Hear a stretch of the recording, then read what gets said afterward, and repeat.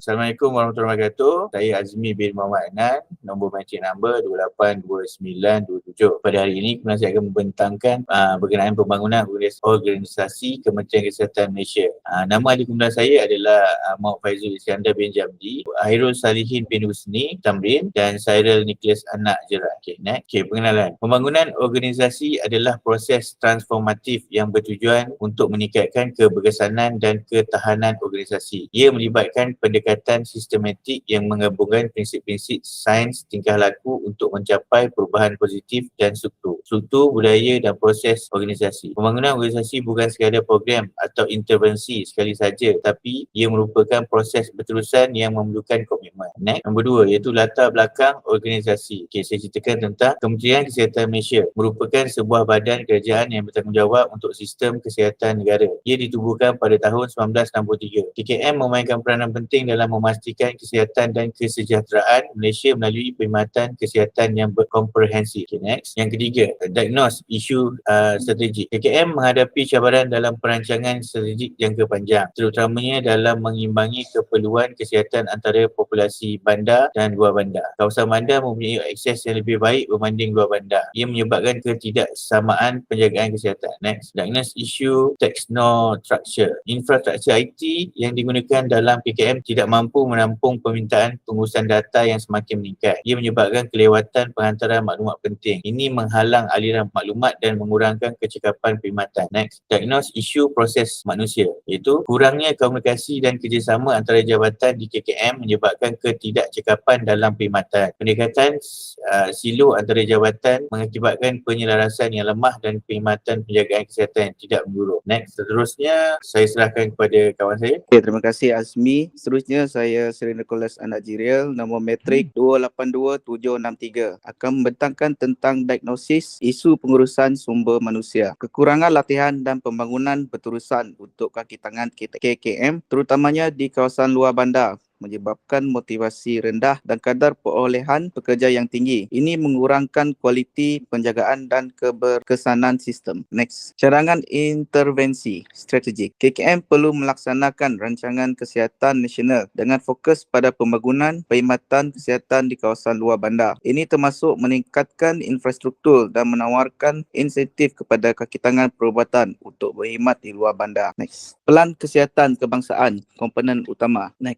Komponen 1, pembangunan infrastruktur. Pelan pembangunan infrastruktur luar bandar untuk meningkatkan taraf kesihatan masyarakat. Pembinaan klinik dan hospital baru di kawasan luar bandar. Tujuannya adalah untuk meningkatkan akses kepada penjagaan kesihatan di kawasan luar bandar, terutama bagi penduduk yang tinggal jauh dari pusat bandar. Jadi manfaatnya di sini adalah dapat mengurangkan masa perjalanan untuk mendapatkan rawatan perubatan serta meningkatkan peluang untuk mendapatkan rawatan awal dan pencegahan penyakit. Peningkatan taraf kemudahan sedia ada. Tujuannya adalah untuk meningkatkan kualiti perkhidmatan kesihatan dan kemudahan sedia ada di kawasan luar bandar. Contohnya, memasang peralatan diagnostik terkini, meningkatkan sistem pengurusan data dan menyediakan latihan tambahan untuk kaki tangan KM. Yang keempat, akses penjagaan kesihatan berkualiti untuk kawasan terpencil. Ini adalah untuk memastikan semua penduduk termasuk mereka yang tinggal di kawasan terpencil dapat menikmati akses kepada penjagaan kesihatan yang berkualiti tinggi.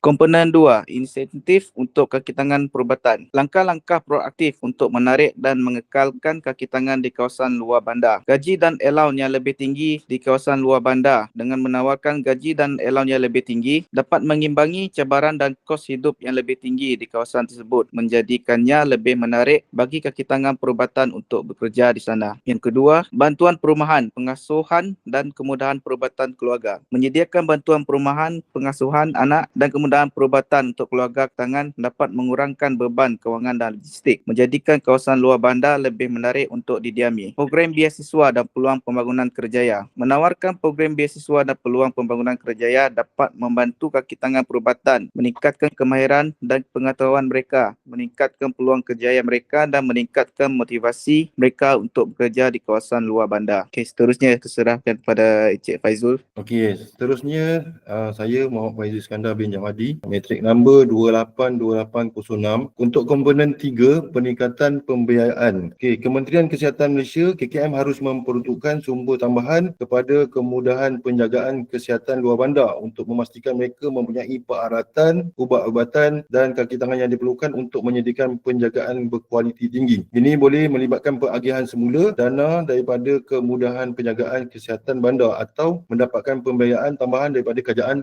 persekutuan. Kementerian Kesihatan Malaysia KKM juga boleh meneroka perkongsian dengan organisasi antarabangsa dan NGO untuk menambah pembiayaan bagi inisiatif penjagaan kesihatan luar bandar. Okey, untuk intervensi teknostruktural. Okey, penggunaan teknologi moden untuk meningkatkan pengurusan kesihatan. Ini sistem pengurusan rekod perubatan yang lebih canggih, bersepadu dan mudah diakses perlu diadaptasi dan mana boleh meminimumkan masa penghantaran maklumat dan memastikan ketepatan data. Untuk menangani isu-isu teknostruktur dalam Kementerian Kesihatan memerlukan peningkatan yang ketara kepada sistem IT semasa. Matlamatnya adalah untuk mencipta sistem pengurusan rekod perubatan yang lebih canggih, bersepadu dan mesra pengguna yang membolehkan pengkongsian data masa nyata antara kemudahan penjagaan kesihatan. Okey, tindakan utama ini adalah seperti berikut. Pertama, integrasi sistem IT yang bersepadu. Lepas tu, penggunaan AI, teleperubatan dan pengkomputeran awan dan latihan berterusan untuk kaki tangan perubatan. Untuk intervensi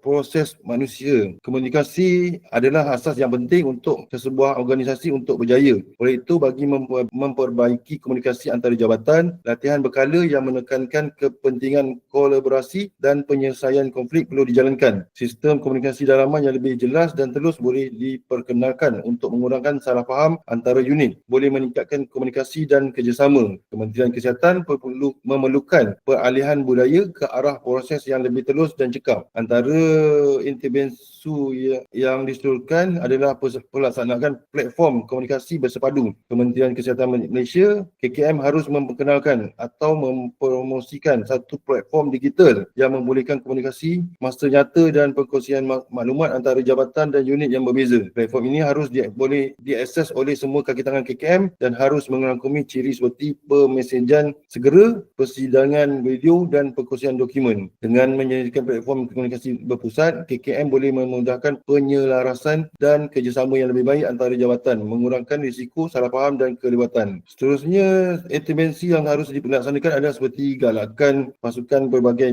disiplin. KKM harus menggalakkan pembentukan pasukan berbagai disiplin untuk menangani isu kesihatan yang kompleks. Pasukan ini harus terdiri daripada ahli jabatan yang berbeza dan harus ditugaskan untuk mencari penyelesaian kepada cabaran kesihatan tertentu. Sebagai contoh, pasukan berbagai disiplin yang memberi tumpuan kepada mengurus penyakit kronik termasuk wakil daripada penjagaan prima, endokrinologi, kardiologi dan pemakanan. Dengan menggalakkan kerjasama antara kepakaran yang berbeza, ini dapat meningkatkan hasil pesakit dan mengurangkan beban ke atas jabatan individu. Untuk intervensi pengurusan sumber manusia, Kementerian Kesihatan Malaysia perlu menubuhkan program pembangunan profesional yang berterusan bagi kaki tangan kesihatan. Latihan khusus peningkatan kemahiran dan insentif motivasi perlu disediakan untuk memastikan pekerja sentiasa berada dihargai dan berupaya menyampaikan perkhidmatan berkualiti tinggi. Ini melibatkan penciptaan peluang pembelajaran dan yang berterusan untuk semua peringkat kaki tangan, daripada doktor dan jururawat kepada kaki tangan sokongan. Ini akan memastikan kaki tangan sentiasa dikemas kini dengan perkembangan terkini dan dalam bidang penjagaan kesihatan dan dapat memberikan perkhidmatan yang lebih baik kepada pesakit. Kementerian Kesihatan juga harus mempertimbangkan untuk menyediakan insentif motivasi kepada kaki tangan. Ini merangkumi ganjaran kewangan, pengiktirafan awam dan peluang kenaikan pangkat. Insentif ini akan membantu meningkatkan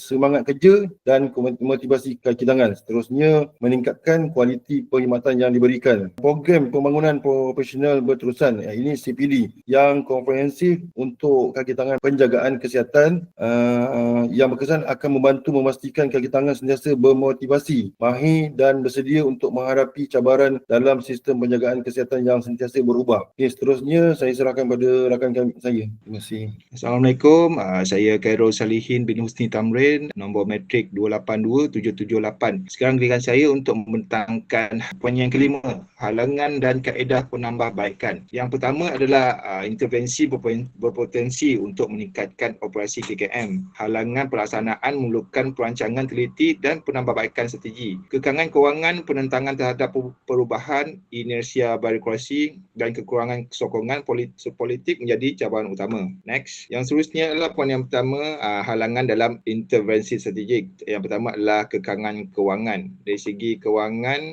dan cabaran birokrasi dalam melaksanakan pelan kesihatan negara, terutamanya di kawasan luar bandar, boleh menjadi rintangan yang besar. Membutuhkan dana yang mencukupi untuk pembangunan infrastruktur dan insentif kaki tangan sering menjadi tugas yang bercabar, terutamanya dalam konteks persaingan keutamaan negara. Kelewatan birokrasi dalam pelaksanaan dasar boleh menghambat kemajuan serta mengurangkan kesan campuran. Iaitu penyelesaian dia adalah pilihan pembiayaan fleksibel awam swasta dan kerjasama antarabangsa serta kemaskan proses birokrasi dan mengurangkan kerenah. Next. Okay. Yang kedua adalah halangan dalam intervensi teknostruktural.